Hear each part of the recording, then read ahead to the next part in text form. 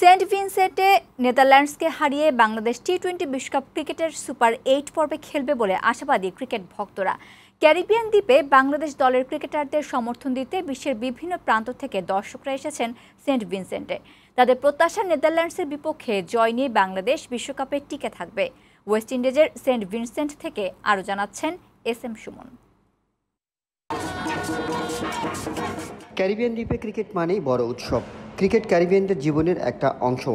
বাংলাদেশ আর নেদারল্যান্ডসের মধ্যে খেলা হলেও তাই ক্যারিবিয়ানরা ভিড় জমায় খেলা দেখতে। নাচে গানে মাঠে মাতিয়ে রাখেন তারা। সমুদ্র ঘেঁষা সেন্ট ভিনসেন্ট স্টেডিয়ামে নেদারল্যান্ডসের বিপক্ষে বাংলাদেশের খেলোয়াড়দের উৎসাহ যোগাতে বিশ্বের বিভিন্ন দেশ থেকে এসেছেন সমর্থকরাও। তাদের প্রত্যাশা, এই ম্যাচে জয় দিয়ে ঘুরে দাঁড়াবে বাংলাদেশ দল। খুবই ভালো লাগছে। আমরা এসছি বাংলাদেশের খেলা দেখতে আজকে সেন্ট ভিনসেন্টে। আমরা উইশ করছি একটা ওয়ান্ডারফুল গেম দেখবো। অনেক দূর থেকে এসেছি। এবারে টি-20 বিশ্বকাপ ক্রিকেটে বাংলাদেশ দল যেখানে যাচ্ছে সেখানে সমর্থকরা ছুটে যাচ্ছেন। লাল সবুজের পতাকা বুকে জড়িয়ে তারা মাঠে আসেন। খুবই ভালো লাগছে।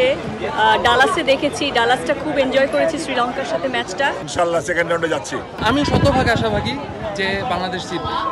ডাচদের কমলা উৎসব থামিয়ে টাইগার সমর্থকরা গ্যালারিতে লাল সবুজের ঢেউ তুলেছেন। এস.এম. সুমন, বৈশাখী সংবাদ, সেন্ট ভিনসেন্ট, ওয়েস্ট ইন্ডিজ।